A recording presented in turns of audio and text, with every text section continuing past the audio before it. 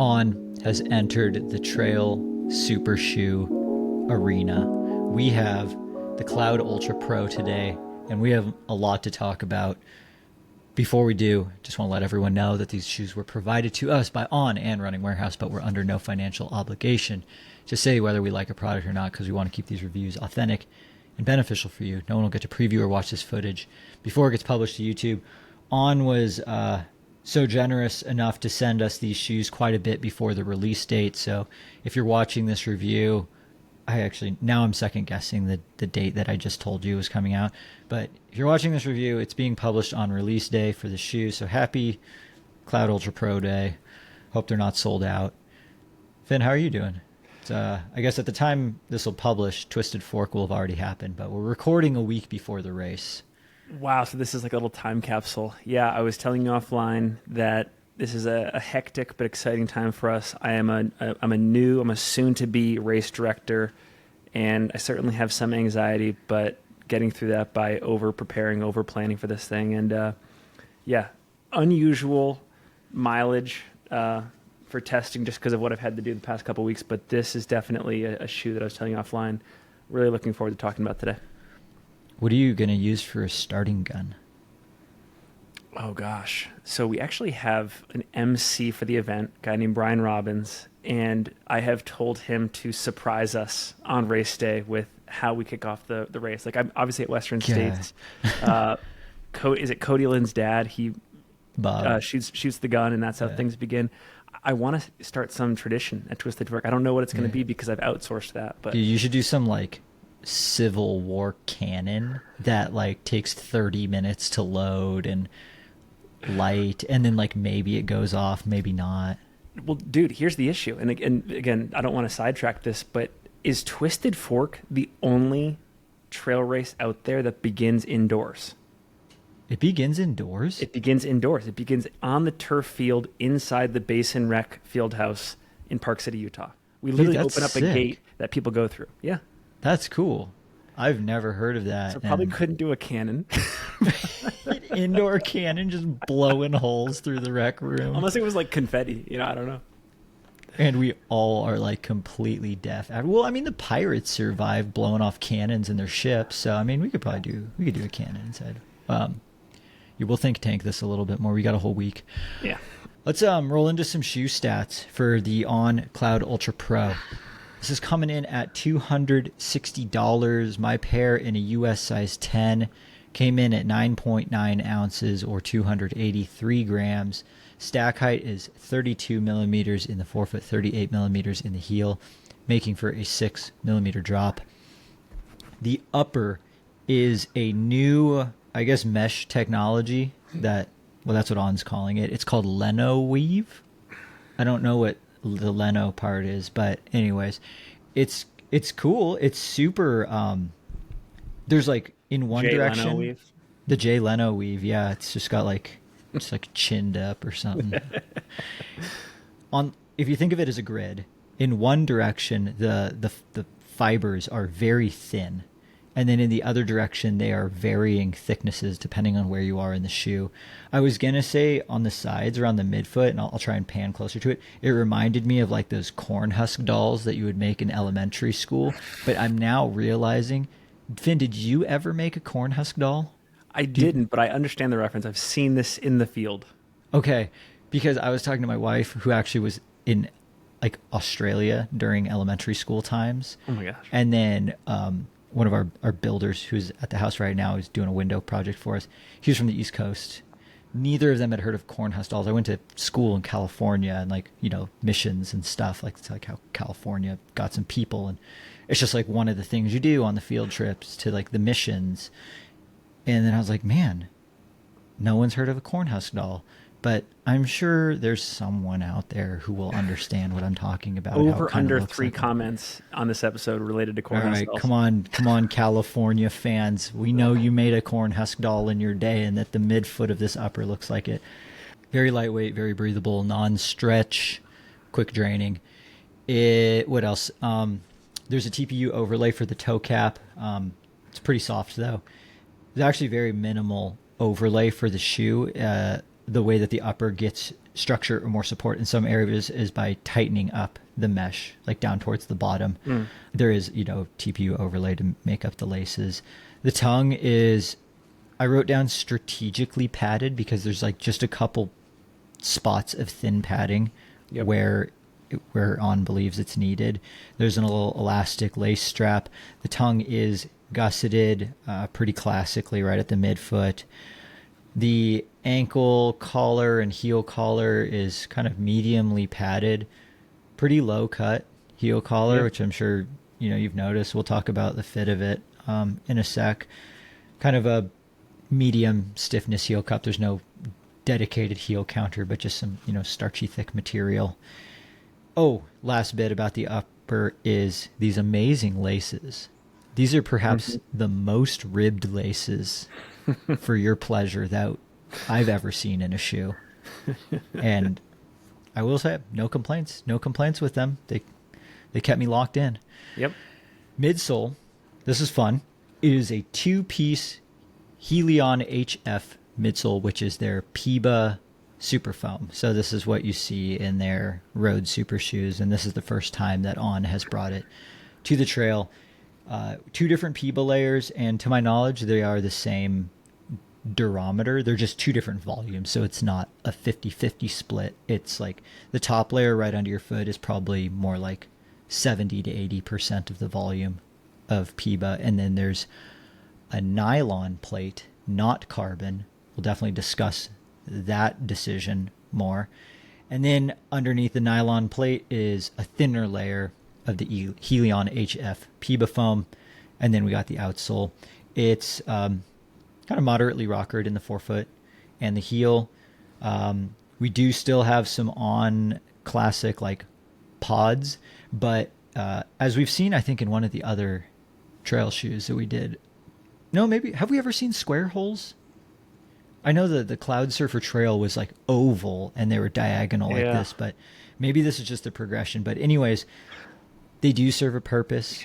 They are actually caved out differently, so it's not just like a hole poked all the way through. There's actually less foam taken out by the edges of the shoe, more foam taken out right underneath your foot. So that way when you come down and you compress the foam, you do get a bit of a suspension type feel, because it's hard to control like the density of the foam. You can't have like really soft PIBA like going into firmer PIBA, going into softer again without just having all these different layers. Then you get into glue. But if they cut holes in it, they're essentially making a softer layer in the middle. Is that what it allows it to kind of collapse in like a bathtub almost as you're striding out? Yes. So you're able to get that compressing like bathtub type effect, which basically when your foot comes down and compresses the foam, it gets more inherently stable, which I thought was pretty cool. And they chose to do that because they said it allowed them to not have to flare the base of the shoe out by so much while still keeping the same stability. We can debate on whether that worked or not. We can call it anti-nating. You're not supinating, you're not pronating, you're anti-nating in this shoe. It's almost like anti-gravity. That's, I think, everything for this midsole. The outsole is one piece of Mission grip with, I actually forgot to get the lug depth, but they look like they're kind of in that 3 to 4. I was going to say 3 millimeter. Mission grip. We've praised Mission grip in the past with their, durability and tackiness. There's a massive center cutout that almost like shows like almost like a forked plate type shape, where I imagine they just didn't need material where it is. Testing mileage. Finn, what'd you get? Oh man, some stuff I didn't count, but from what I counted running wise, I did 57 miles, 1 long run, previewed the Twisted Fork 30K course in it, some speed, like just strided out a few times on a few runs. This was all in that like post Cocodona, pre-Twisted Fork time zone, so just weird for me. Did a lot of like trail work miles in it too, so even though this is like kind of out of scope, when I was going to clear blowdowns on the course, I would hike out in this shoe as I was kind of trying to break in the material just to get a feel for it. Yeah.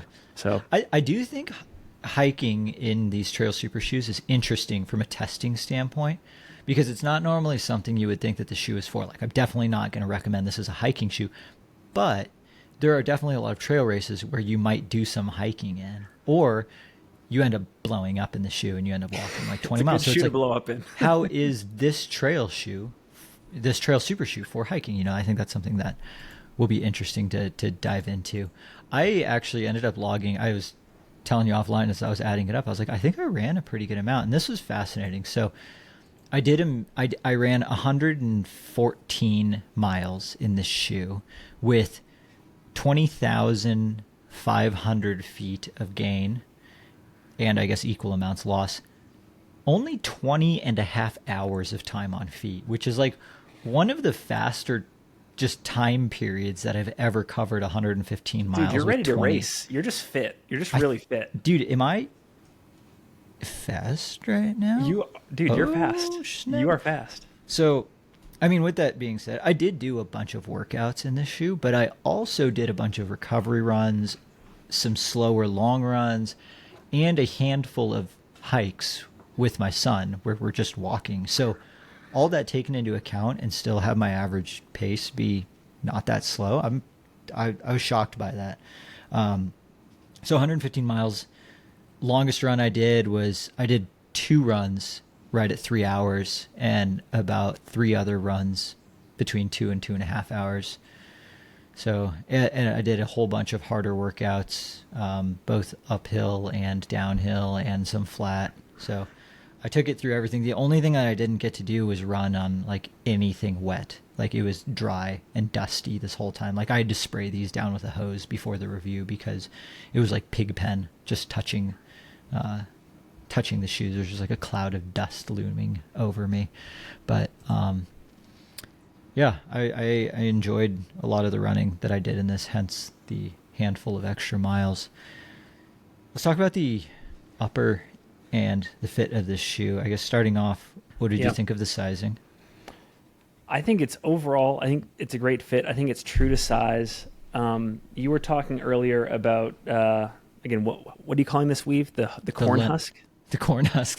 They call it Leno weave. The J Leno weave. Yeah, the J. So I think it's a pretty lightweight upper generally. It's fairly minimal with material, though, as you get to the back, a little bit more generous around the heel. I think it's a pretty good fit. I think it has support kind of where you need it. There are some kind of little overlay pieces here and there, but pretty lightweight, rested well. Foothold was pretty tight. The only concern that I have about this upper is with this weave. As I was running a few different times, I got side scraped by branches, and I don't want to get too far ahead of myself, but this is the only place in the shoe where I have durability concerns. Like, I think if something is going to go first, I'm concerned with just how durable this upper is, because I can literally like see through to the other side. Right. Yeah. What shoe was it that you kicked a branch with and like totally blew a hole through? Do you remember what that was? It was like during a race, and I was like shocked that you were able to do that and not break anything on your foot. Yeah.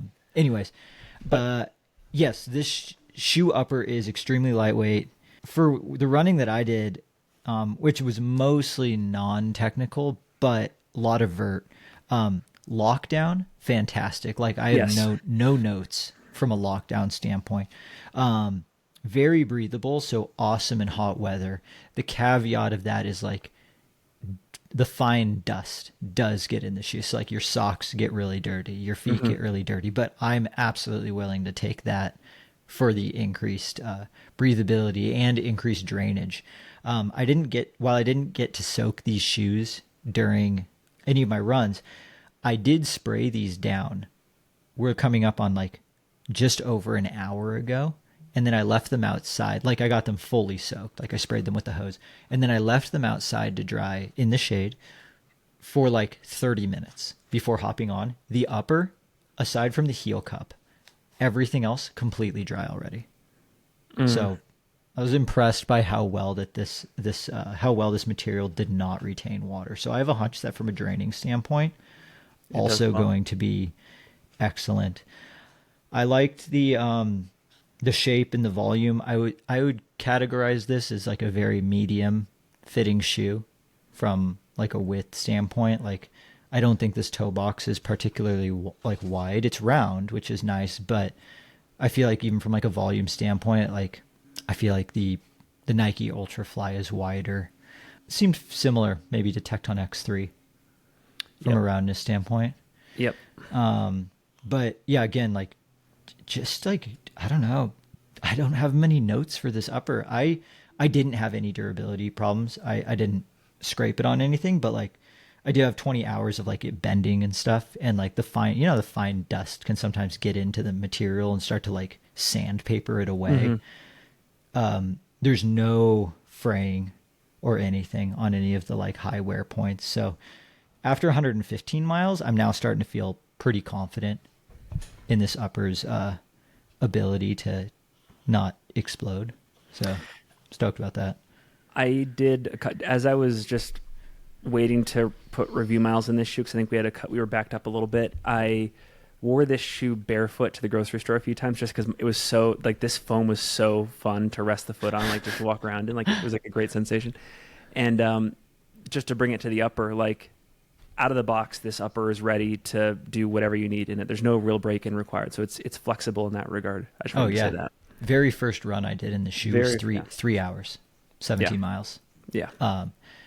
Another thing to note: low cut heel, no heel slippage. I thought the foam. Why do you think that is?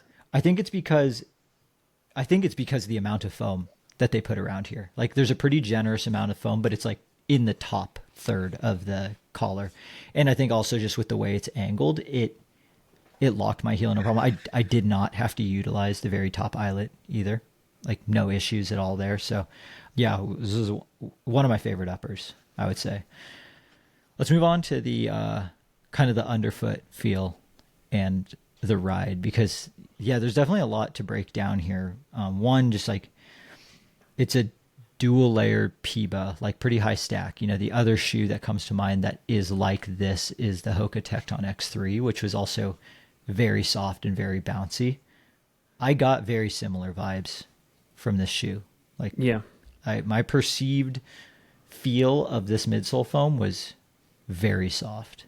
What do you think?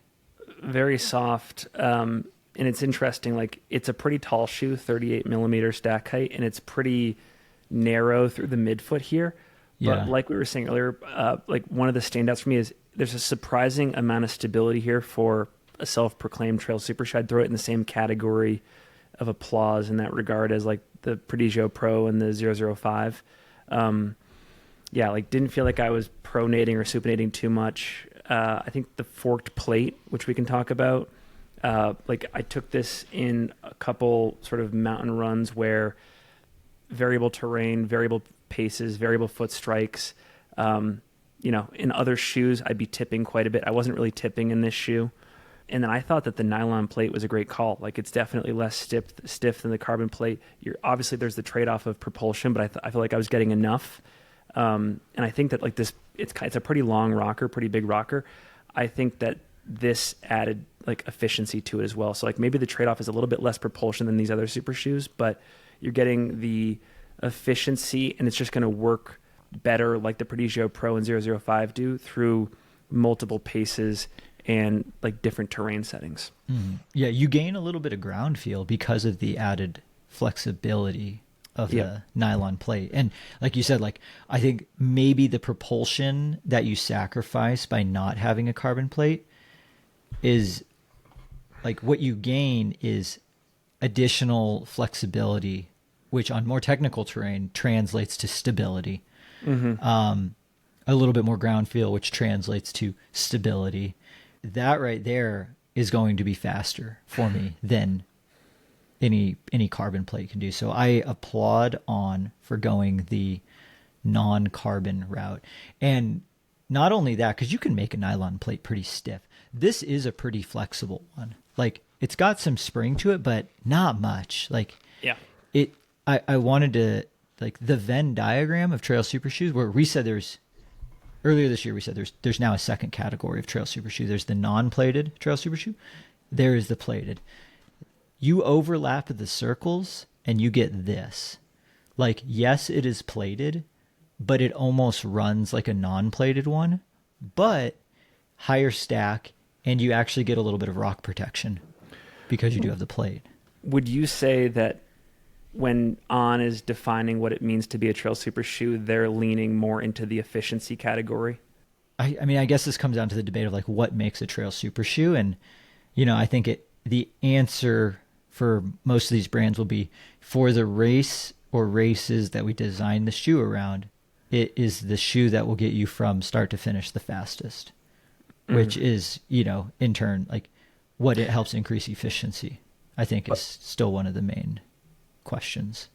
Because it seems like to me, they, like other super shoes out there, like they're betting on like max return, and On is fine with sacrificing some return in this shoe.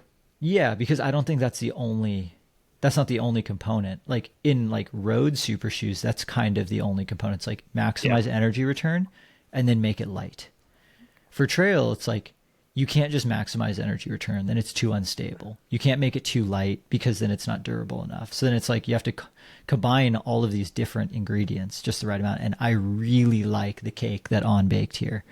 I feel pretty confident across pretty technical terrain because I did get to do some steeper, like rockier runs where I tried to, you know, get my feet in some tricky spots. And you know, I would still say something like the Prodigio Pro handled the most technical terrain a little bit better. But this was better than, for me at least, it was better than the Tecton X3. It was better than the Ultrafly. It was better than the Puma, the DV8 Nitro Elite Trail on more technical terrain. But I also just I didn't feel like any slower on non-technical terrain because of this dual layer PIBA foam. I think this foam is excellent too. I was watching a couple, I think it was Jeff Colt, mutual friend. He was sort of one of their reps at TRE last year, and he was talking with one of the reviewers on site about how they ultimately, in some of the earlier versions of the shoe, they had a carbon plate. Over time, over models, they switched over to nylon. And basically, like, they kind of condemned carbon. They were like, carbon is just borderline dangerous in a lot of the settings that we want this shoe to perform. Yeah. I mean, that's how I've felt from the get-go. You know, like ever since we did our first like carbon trail show, I was just like, I don't know if this is the answer for most trail things that people are doing. Like if you just look at like what are the most participated in trail races, like where are most of the elites going, it's like, is a carbon plated trail shoe really the answer for this? And I think like in a lot of cases probably not. So I think what On's doing is really cool. I will say I think for the widest of feet, this shoe might be a little bit of a liability simply because the footprint is not particularly wide.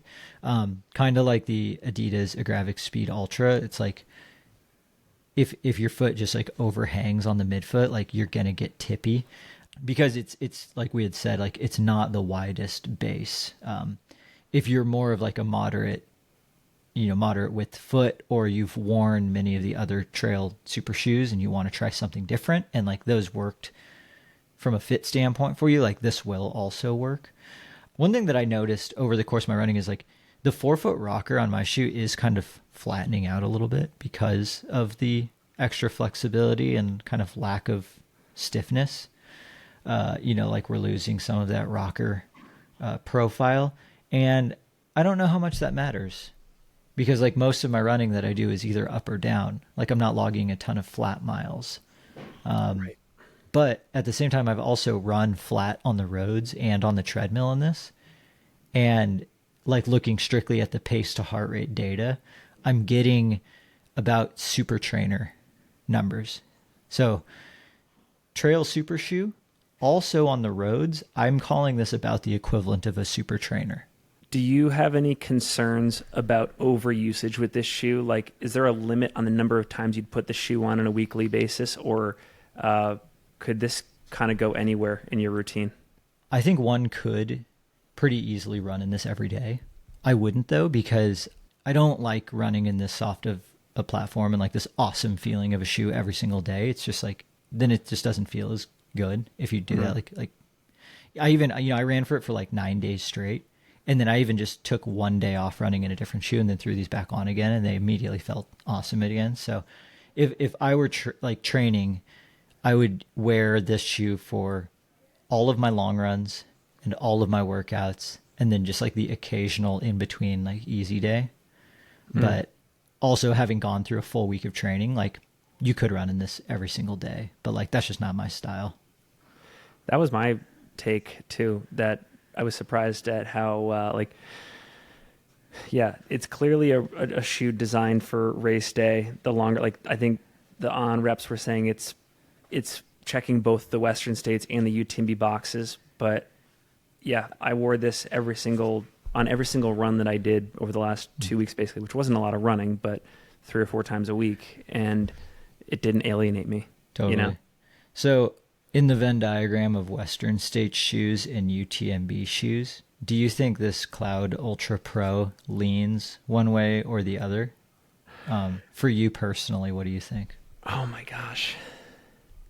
Because I have my answer for like what shoe or what race I think this would be better at. I still think it's better at Western States. I agree. I also think this is still a slightly better Western States shoe. Slightly better Western States shoe. But much more UTMB eligible than other ones. For sure. Like, For I'm sure. not going to do UTMB in the Puma DV8 Nitro Elite. I'm not doing UTMB in the Agravic Speed Ultra.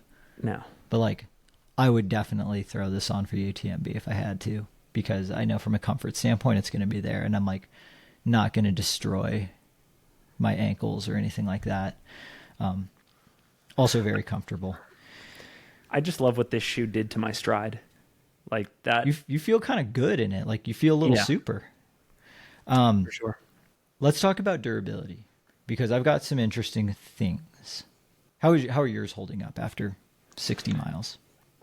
A little bit of compression in the foam, not a ton. Like I said, I worry about the upper, and not even blowouts, just like something happening on a run that tears this stuff apart. For sure, yeah. But I hadn't even paid attention to the flattening out with the rocker that you were talking about. But to me, the first thing to go in this shoe is the upper. Yeah. Is your outsole doing okay? Outsole's doing fine. Because I guess we haven't really talked about it. There's not that many lugs. There are not that many lugs, and there's not like a ton of bite to these things either. I thought that they had a good amount of bite. Like You when thought I they had a ran good down amount? some steep dirt stuff, I thought I was like glued to the ground on like steep, dusty Interesting. dirt. I was fully expecting to slip on a couple trails here in town that I took them on, because I was like, I'm doing this for the testing. And then I gripped the trails amazingly, and I was like, wow. Yeah, and maybe I'm That's an anomaly good. because Jeff said that he took this for a run in the presidentials on like a super treacherous day, wet out there, it had just rained or whatever, and he was like calling the on product team, just like with how stoked he was with the grip, the tackiness, etc. So I don't know, maybe it's just me, but I didn't feel it.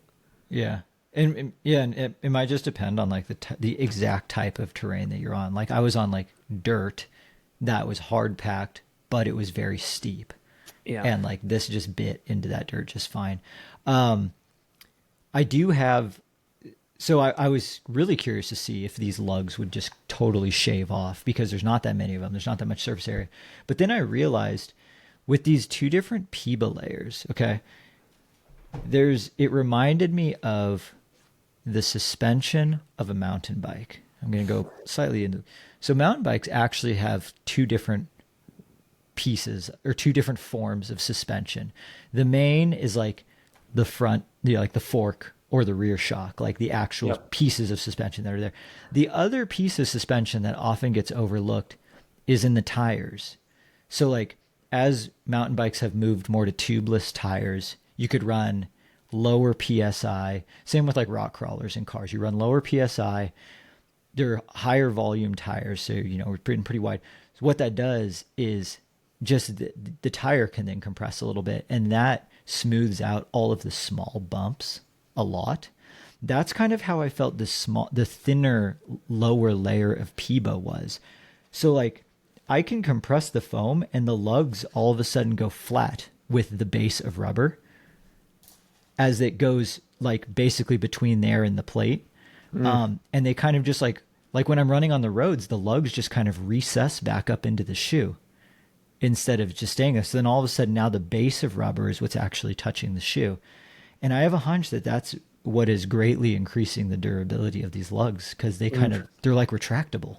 Did they, when you were at TRE last year, or as you've taught, did they say anything about that? Were they kind of priming you to think that way, or? No, I didn't get to talk to them at all about this. I was just noticing it when I was running because I was just looking at how soft this foam is because in these channels here, I can see I'm like squashing the foam and there's a couple little cuts and I was worried about durability, but the cuts are only going as deep as the nylon plate right there. They're stopping. So it's like, even though I have punctures, they're hitting the plate and then that's it. So it's not like it's going way into the other layer. That's a great so insight. It's like I have like this like first layer of like micro bump suspension and then I have the big actual front and rear shock right under my foot. And I was like, that's actually pretty nifty. I have no idea if they did that on purpose or not, but that was kind of the analogy that came to mind. And I was like, I really like it. And I think it's helping with the durability of these lugs because like the amount of road running, I probably run like 20 or 30 miles on the roads in this shoe. Like the lugs shouldn't look as good as they do, like with that much road running. So, what do you make of this foam here? That's kind of like jutting out around the toe bumper. It literally, it can't be that is it just for structure? I'm thinking like a stability, like bathtub almost just sort of thing. Yeah. Almost like the extension of the toe bumper, but like just to give the toe box shape. Gotcha. Cause yeah, you're right. Like if I kick something, it's going straight through, but I think it keeping the volume of the toe box like intact without it kind of collapsing down. I don't know. That's how I'm perceiving it. Gotcha. Another bit on the durability. I remember when the shoe was brand new, I could see through all the holes pretty easily. Now I can't really see through the 4-foot ones, and the windows on the heel ones are much smaller. So like the foam is compressing downward a bit. A noticeable amount like on foot? No, not really. There's not even like an actual dent, but I do know, I can see it visually that there is some compression starting to happen. But I also have 20 hours on them. And it's PIBA. Like there should be some compression. And, you know, the one thing I've always liked about like high volume PIBA is when this is packed out, it still feels way better than packed out EVA. So that's why I'm not really concerned about the fact that there is creasing and the foam is starting to compress a little bit, because I know that it's just going to keep doing that until it hits a point, and then it'll even still feel pretty good for, you know, that amount again. So I anticipate that I'm probably going to get like 300 quality miles out of this shoe, where like, you know, if I had 200 miles on the shoe in a race coming up, I would still feel confident throwing it on for that race. Okay. After 300 miles, probably just going to, you know, junk miles, turn it into a road shoe, but I could probably still be okay. Oh, the one thing, I have one durability red flag. I actually started to peel the outsole a little bit right here. There's like one spot by my, like, was it like my fourth metatarsal? Yeah. Like start of my pinky toe, because there's so much exposed like edge of outsole. Yeah. And it's attached to a very soft midsole. Like it's easy to get under it. And I definitely did that on one of my rockier runs. So I have a piece that I must have ripped at some point. I've been monitoring it though. The D-lam hasn't grown at all. So it's like it's not great that I clipped it and I started something, but it also hasn't gotten worse. So I don't know. Take that with a grain of salt, you know, make of it what you will. But I do have a little piece. I mean, there's been people who've de-lammed Tecton X3s, and it's for that same problem. It's hard to properly adhere an outsole to fragile, really soft foam. Talked to a couple on athletes. None of them have done that yet. Okay. They're also professional runners, so they're prettier runners than I am. I did like half expect you to be like, yeah, dude, I peeled off the whole outsole because you're really good at de-lamming stuff. But Dude, only Hoka. but you haven't done it on these, so that's good. But I did have one little peel start just on my right foot. Left foot's totally fine. Dude, how about the $260 price point? I think from a value standpoint, this is like I'm not going to say it's like good value because like, I don't know if any super shoe is really good. I think it's an totally fair, acceptable value. It's like right within the competitor's range of shoes. Like the fact that it's $15 cheaper than Tecton X3, great value.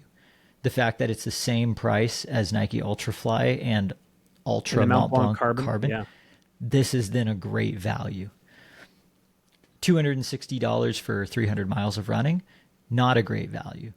But if we're looking at you want to get the most out of yourself in your racing, you want to invest in your fitness, you want to make running more fun, yeah, great value. What do you think? Everything you just said. Yeah. And I think it's totally fine. I would just add that like it's kind of, I shouldn't say hit or miss. Some super shoes, some trail super shoes, you can run everyday miles in, some you can't. And I feel like this shoe fits in the category of if you want to throw a few like non-workout, non-race paced miles into it, you totally can, and it will abide. Mm-hmm. And with other trail super shoes, we've found that like running slow in them sucks. Yeah. Which is like not cool for trail running. Most trail running is slow. Like even fast trail runners are still running slow. I mean, the Western States course record is like 8-minute pace. Like I can run 1 8-minute mile. Yeah. It's not that fast. Yeah. This shoe is very accommodating across all paces.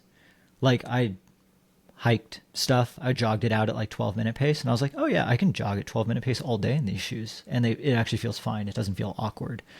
So I think this is probably one of the most like, what's the word I'm looking like democratic trail super shoes out there where it's not like, yes, elites will be wearing this shoe. And yes, it's like they will be winning races in this shoe. But I definitely don't believe that's the only person that benefits from wearing this shoe. Like, I think this shoe actually does work really well for like middle and back of the packers as well. What's your top 3 trail super shoe leaderboard at right now? Given that the shoe will be in market by the time it goes to this episode. Yeah. So of everything that's out right now, this is now my number 1. Okay. Like I've said this from the first run, and I was curious to see if this held over the next 100 miles. This is my favorite trail super shoe to date. It checks all of the boxes just the right way that I want, where it's like high stack, high rebound, a really nice upper. It's pretty lightweight. It's a little bit stiff, but mostly flexible. It's got a nice outsole. You know, it's not super deep lugs. It's not meant for like soft ground stuff, but like you don't need this much shoe for that anyways. I can run in it across most paces, like fast or slow, and it feels like it's going to be pretty durable. Like it's pretty much everything I want in a trail super shoe. So for that reason, this is knocking off the Tecton X3 for me. And I don't know what my number 3 was. Like what's maybe 2 for you? I think it was Tecton X3. Okay. I think it's like this Hoka Tecton X3, and then I don't really know what my third. I've never really thought about like the true like podium. Like Prodigio Pro is pretty sweet. The Gravix Speed Ultra is pretty sweet. The 005 is pretty sweet. The Puma is pretty sweet. Like it's kind of almost just like everyone else. But like I think this is dethroned the Tecton X3 for me though. This is in my top 3. My top 3 is weird. My top 3 is this, the 005, and the Puma Nitro Deviate Elite. In that order, or just like not in that order? I mean, I am biased for the record, but like I'd put the 005 1. I would put this shoe. This shoe would be 2A, and I think the Puma would be 2. I love that Puma. It's hard to have like a true 1, 2, 3 because then like the next follow up question is like in what context, which leads into like Finn. What do you think this shoe is best for, and would you race in it? I absolutely would race in it. I think it is as advertised for the ultra distance 100K and up. I would totally race Western States in it. I would probably race UTMB in it. I think if you're an on-athlete like Jeff and the whole world revolves around those 2 races, it's pretty awesome that you have a shoe that's built pretty solidly for both of those. Like you're not needing to compromise. Katie Scheid gets to wear this shoe now. Katie Scheid gets to wear this shoe. I'm sorry. You need to cut that. We might need to cut that out. Katie Scheid gets to wear this shoe. Yeah, I mean, she won Madeira in it already. I also wrote down that I would race in this shoe for sure in the mild to moderate technicality 50 to 100 mile range. So that also, that includes Western States and UTMB. Because, like you've said, and I'm sure you'll take this to the grave, is that technically UTMB is not that technical of a course. It's just steep. And like this shoe would actually do just fine out there. I don't think I would race in this shoe under 50 miles though, because I've found that I actually, at least with where I am in my running right now, I kind of like a slightly firmer feel for my like 50 mile, like shorter than 50 mile, like 50K type shoes. Like even slightly lower to the ground, like give me that moderate stack. Yeah. Like 50K or sub ultra shoe, like your Norda 005, your Prodigio Pro. But like any like longer ultras, I like this as a race shoe for sure. Dude, next time we chat, we're going to be talking about how you won the Twisted Fork 68K. Dude, we'll see how well that ages. Yeah, we can do a whole recap episode. Sitting down with the winner of Twisted Fork. I think we covered everything for this one. This was a good review. But yeah, so huge kudos to On. I mean, it's been, for their first attempt. And for a brand that's as big as they are, that has been so dominant in the overall running space, to finally see them make like a significant splash in the scene. Yeah. I mean, how long has Jeff been with On? Like 5 or 6 years. And this is probably the shoe to hang your hat on. Like it's a great debut in the super category. Yep, great debut for sure. And if you want to try this shoe out in your local run specialty shop, doesn't carry it, feel free to use our link below, also in the show notes, to purchase the On Cloudultra Pro from our friends at Running Warehouse. Your purchase helps support the channel, allows us to keep doing reviews like this. And I think next up, we have a new brand to the channel, which it seems like we keep covering everything, but there's still little new ones here and there. So it'll be interesting to see what that is. So with that, I know this will already be out after the race, but Finn, I'll see you next week at Twisted Fork. Dude, can't wait.